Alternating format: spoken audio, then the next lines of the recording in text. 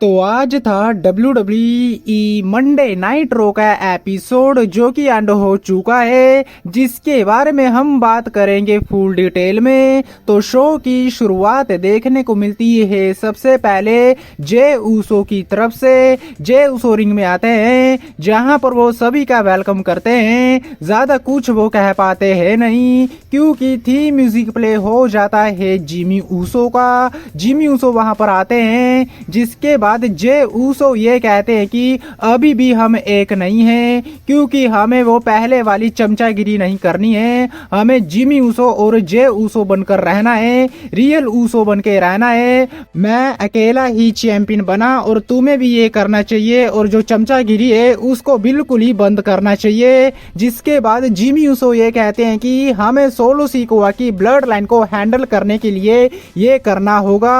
और जहां तक बात रही रोमन रेंस के बारे में, तो स्मैकडाउन पर तुम आओ और रोमन रेंस से बात करो। जिसके बाद जे ऊसो कहते हैं कि ठीक है, वो स्मैकडाउन पर आएंगे और रोमन रेंस से बात करेंगे। लेकिन तभी पीछे से आकर टामा टोंगा और टांगा लोआ अटैक कर देते हैं जिमी ऊसो और जे ऊसो के ऊपर। जैको फाटू भी आते हैं, जिसके बाद ऐसा लग रहा था कि अब पिटाई होने वाली है जिमी ऊसो और जे ऊसो की। लेकिन इसके बाद जिमी ऊसो और जे ऊसो ने सुपर किक की बारिश कर दी ब्लड लाइन के ऊपर, जिसके चलते ब्लड लाइन को वहां से भागना पड़ जाता है और रिंग में स्टैंड टोल करते हैं जिमी ऊसो और जे ऊसो। लेकिन इसके बाद हमें शेमस वर्सेस लुडवी काइसर के बीच एक सिंगल मैच देखने को मिलता है। बात करें इस मैच के बारे में, तो मैच की शुरुआत में लुडवी काइसर इस मैच में कंट्रोल लेते हैं, लेकिन इसके बाद शेमस ने अच्छी तरह से बाजा बजा दिया लुडवी काइसर का।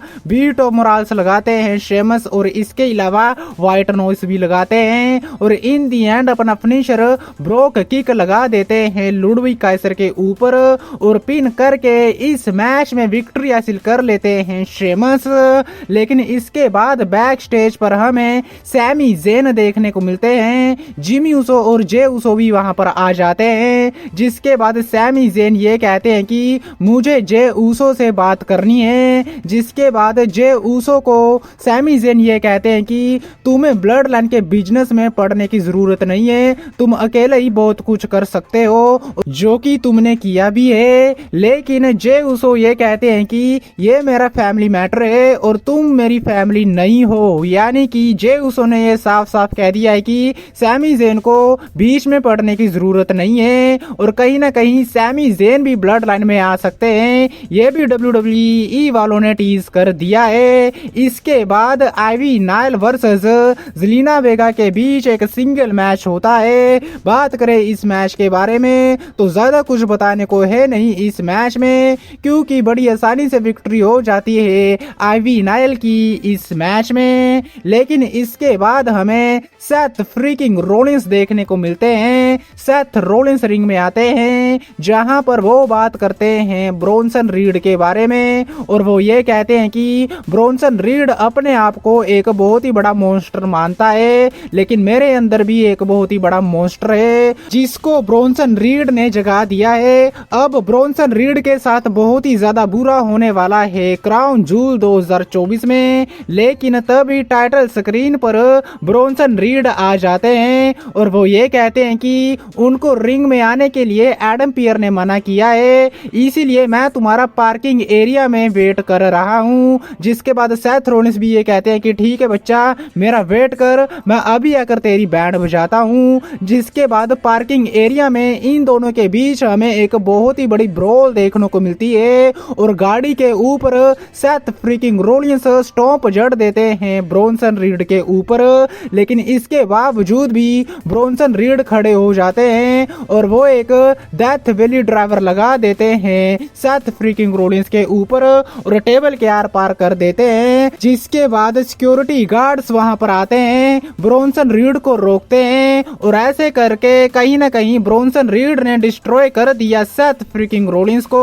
और इन दोनों की ब्रोल को देखने में डेफिनेटली बहुत ही ज्यादा मजा आया। लेकिन इसके बाद हमें triple threat tag team match देखने को मिलता है। रे मिस्टीरियो और Dragon Lee versus New Day versus War Raiders के बीच बीच। बात करें इस मैच के बारे में तो ये मैच थोड़ा सा ज्यादा लंबा चला, लेकिन मैच में हमें बहुत ही बढ़िया एक्शन देखने को मिला। और मैच में एक्जेवियर वुड कोफी किंगस्टन को टैग ही नहीं देते हैं क्योंकि वो खुद को प्रूव करना चाहते थे और यही उनकी सबसे बड़ी गलती थी, क्योंकि इसके बाद आइवारो और एरिक अच्छे से धो डालते हैं एक्जेवियर वुड को। लेकिन इसके बाद मैच में रे मिस्टीरियो और ड्रैगन ली कम बैक करते हैं और ऐसा लग भी रहा था कि रे मिस्टीरियो और ड्रैगन ली की विक्ट्री हो जाएगी, लेकिन रिंग साइड पर चैड केबल आ जाते हैं जो कि रे मिस्टीरियो को एंकल लॉक में फंसा देते हैं। और दूसरी तरफ रिंग में एरिक और आइवार अपना फिनिशर लगा देते हैं कोफी किंगस्टन के ऊपर और कोफी को पिन करके इस मैच में विक्ट्री हासिल कर लेते हैं वो रेडर्स। अब उन्हें मौका मिलने वाला है रो टैग टीम चैंपियनशिप के लिए। लेकिन बात करें शो के मेन इवेंट के बारे में तो यहाँ पर हमें Dominik Mysterio versus Damien priest के बीच सिंगल मैच देखने को मिलता है।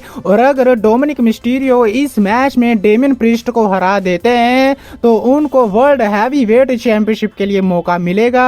बात करें इस मैच के बारे में तो मैच में हमें पूरी तरह से कंट्रोल देखने को मिलता है डेमियन प्रीस्ट की तरफ से, जिसके चलते रिंग साइड पर जेडी मैकडोना आ जाते हैं। लेकिन डेमियन प्रीस्ट जेडी मैकडोना को भी ठिकाने लगा देते हैं, लेकिन इसके बाद रैकेल और लिव मॉर्गन भी रिंग साइड पर आ जाती हैं, जिसके चलते डेमियन प्रीस्ट पूरी तरह से डिस्ट्रैक्ट हो जाते हैं और डोमिनिक मिस्टीरियो पीछे से आकर रोल अप कर देते हैं डेमियन प्रीस्ट को, जिसके चलते इस मैच में डेमियन प्रीस्ट पिन हो जाते हैं और जो विक्ट्री है वो हो जाती है डोमिनिक मिस्टीरियो की। जी हाँ, बिल्कुल सही सुना, इस मैच में डोमिनिक मिस्टीरियो ने हरा दिया डेमियन प्रीस्ट को। लेकिन मैच के बाद डेमियन प्रीस्ट का दिमाग सटक जाता है और वो डोमिनिक मिस्टीरियो को बहुत ही बुरे तरीके से बजाना शुरू कर देते हैं, स्टील स्टेप्स के साथ वो बजाते हैं। इसके बाद कार्लिटो आते हैं और कार्लिटो के ऊपर भी